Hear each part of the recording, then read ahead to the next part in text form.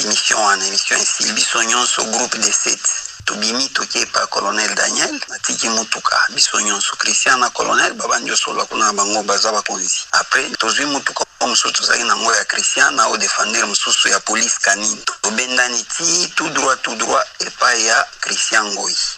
na tongo makelele bandi les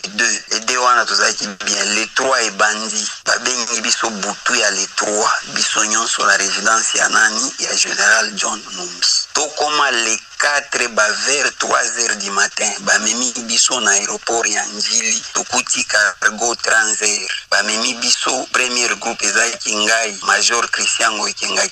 Jacques Mugabo et Saddam bamemi biso vers Lubumbashi na ferme wapi ya général tokomo fanda na ferme wana deuxième vague Doudou Brino Alain na avion mususu ya transport ba rejoindre biso na ferme tofandi na ferme ti babengi colonel tofandi wana ina presque ata ba 8 mois soki 5 mois après babengi colonel Félicien ya police des mines batie biso na zamba na ba place ya ba mine kwa Bakambove Fungurume Kakanda tout consort babotoli biso na no communication ba pareil nyonso babotoli biso nyonso tozaki surveiller à l'écoute nini tout ça disons net batwaza en otage au cas où il y a un problème babengi biso nyonso na ferme so toza na zamba babengi biso na ferme tango bimaki na ata mutu moko libota mwasi na yo bana no ozana mwasi na j'imagine nazana mwasi na bana likamdi salami baite bokomi wapi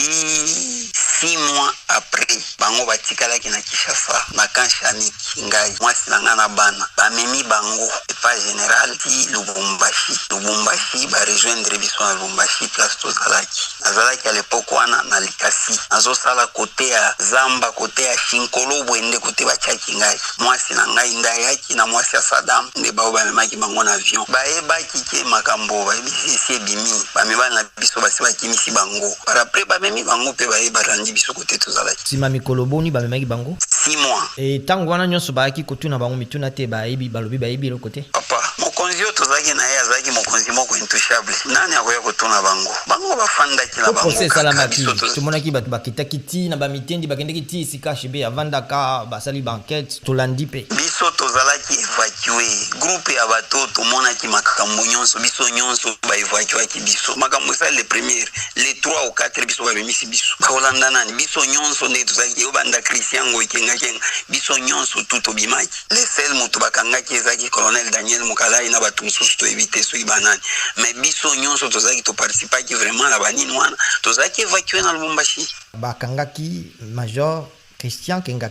kala mingi te oui tango bakangi major Christian Ngoi kenga avant bakangai Afrique Arabe et publié ba photo ya biso ngai Alain Brino Jacques Mugabo Christian Ngoi kenga ba publié babosana ki ya mususu wana ba Saddam na Dudu biso kote tozalaki kosala tozalaki toujours en brousse tomoni ke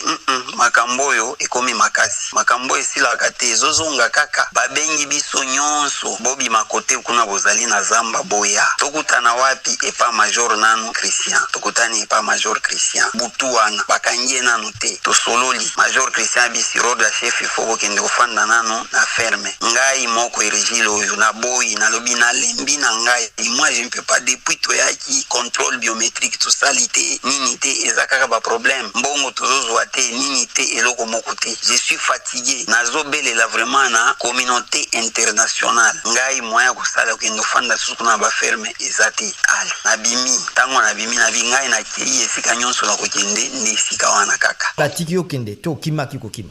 na bimi place wana ezalaki déjà ba 5 heures na salle net na kiosomba inite na bimi na ngai na kei vers Mokambo déjà directement na komi na Mokambo na frontière entre Zambie na Congo afandi kaka wana une semaine après naza wana na yoki keno Christian Ngoi bakangie alobi makambo e komi très sérieux disons l'état zoluka biso après ba master tozui coup de téléphone ya commandant sécurité ya général bazobenga bino siro da chef boya kofanda na ferme po bakangi Christian na bito kozonga lisusu kuna te parmi bagardo bazalaka wana moko ayevinga tosolaka na biso bien ayebisinga mon cher komeka koya kotote soki boye kotoyo bakoboma bino esili de bandi kaka wana mais pona nini bokonzi changer na Congo tout ça mpesi na bakonzi te na ba justice pour pesa l'état toli leta toli vraiment na justice nakende kokangama nasala 20 ans de prison nazonga na justice bakende opoisonne ngai tala ndenge mokonzi wana ndenge azali na bapuissance na ye nazata na eloko moko te simple soldat kaka boy kolia ya pasi nakende kozonga koyebisa likambo yebi situation ezoleka na kati ya Congo akende koboma ngai ou bien nakende osala prison ya 20 ans ou bien nakende oza condamné à mort ngai vraiment naza na volonté na lobi oyo ndenge ezalaki na boya kinde bakela depuis vraiment toza kaka likolo lelo olobi ao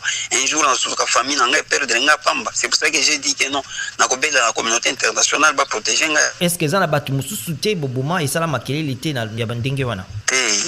toza batu mususu te toboma biso tozaki kaka na mission bapesaki biso oyo tokutani nango ata siko mbongo ame esalami bozondima oka te Congo eza kaka na même modèle vraiment on est père de tout lelo awa tosui courage ya kosolola na yo awa parce que tozosola na yo toza direct na radio batu bakolanda émission toloba tolobi ke wana eza Congo on ne peut pas aller